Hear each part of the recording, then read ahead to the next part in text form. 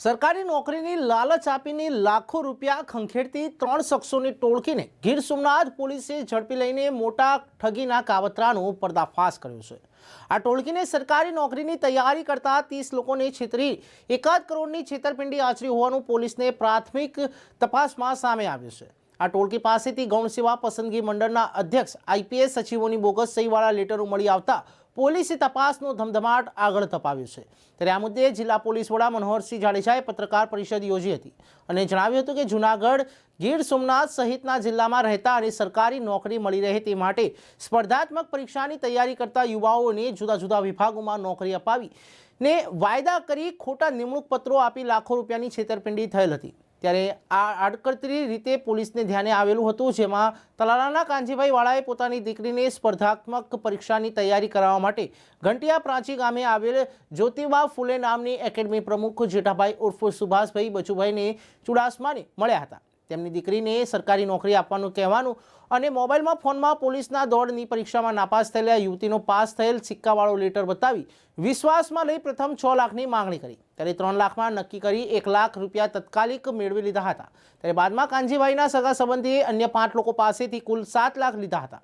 બાદમાં 21/3/2023ના રોજ વેરિફિકેશન માટે ગાંધીનગરમાં જીવરાજ મહેતા કર્મયોગી ભવનમાં લઈ જઈને સચિવાલય સેવા કારકુન, સચિવાલય ઓફિસ આસિસ્ટન્ટ વર્ગ 3ની ભરતીનો લેટર આપ્યો હતો। ત્યાંથી ઉમેદવારોએ જૂનાગઢ લઈ જઈ કલેક્ટર ઓફિસમાં મહેસૂલ વિભાગનું નિમણૂક પત્ર આવતા તે સાચું ન હોવાનું જણાવ્યું હતું। બાદમાં જેઠાભાઈ ઉર્ફ સુભાષ સહિતના મોબાઈલ બંધ આવતો હતો। ત્યારે ઉપરોક્ત વિગતો સાથે આઈપીસી કલમ 419, 420, 465, 467, 468, 471, 114 મુજબનો ગુનો નોંધી પોલીસે વધુ તપાસ હાથ ધરી છે।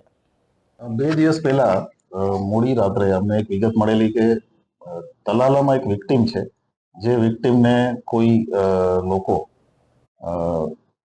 અપોઇન્ટમેન્ટ ઓર્ડર આપેલો છે બિન સચિવાલય ક્લાર્કનો, જુનાગઢ કલેક્ટર ઓફિસનો, અને એ અપોઇન્ટમેન્ટ ઓર્ડરના આધારે જ્યારે એ હાજર થવા ગયા ત્યારે એમને એવી વિગત મળી કે એપોઇન્ટમેન્ટ ઓર્ડરમાં કંઈક પ્રોબ્લેમ છે।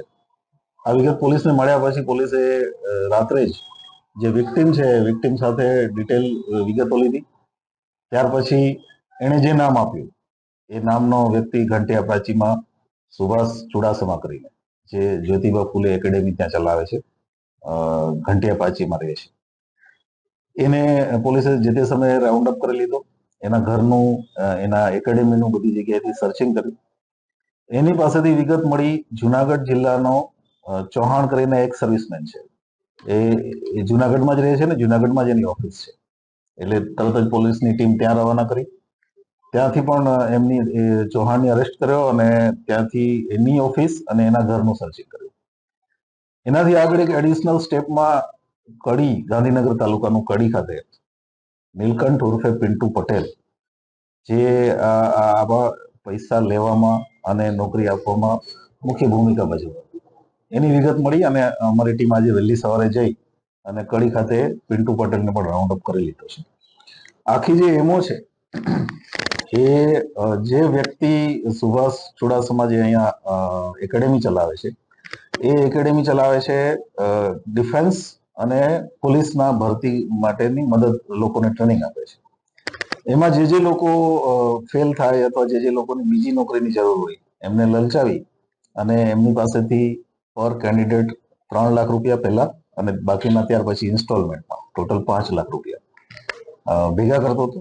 ત્યાર પછી એ જ રીતે આ જે ગીર સોમનાથમાં સુભાષ કરતો હતો એ જ રીતે ચૌહાણ કરીને જે આરોપી છે, એક્સ સર્વિસમેન, એ જુનાગઢમાં એવા 25 ઉમેદવારો એને નક્કી કરેલા અને આ બધા જ ભેગા થઈ કડી ખાતે પિન્ટુ પટેલને મળી એની પાસેથી ડુપ્લિકેટ કોલ લેટર લઈ અને પૈસા, અત્યાર સુધીમાં અમને 99 લાખ રૂપિયાનો હિસાબ મળ્યો છે।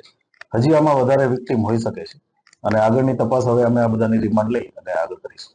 ટોટલ કેટલા લોકોની સાથે છેતરપિંડી સામે છે?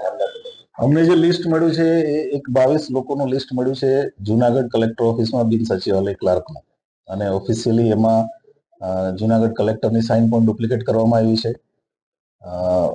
અમને બીજા મળ્યા છે એસબીઆઈમાં ક્લાર્કની પોસ્ટ ઉપર ના અપોઇન્ટમેન્ટ લેટર મળ્યા છે, જેમાં ડુપ્લિકેટ સાઇન છે। ડિફેન્સમાં, આર્મીમાં 2 લોકોની ક્લાર્કની પોસ્ટ ઉપર, નાયકની પોસ્ટ ઉપરના અપોઇન્ટમેન્ટ લેટર મળ્યા છે, એમાં પણ ડુપ્લિકેટ સાઇન છે આર્મીના ઓફિસર્સની।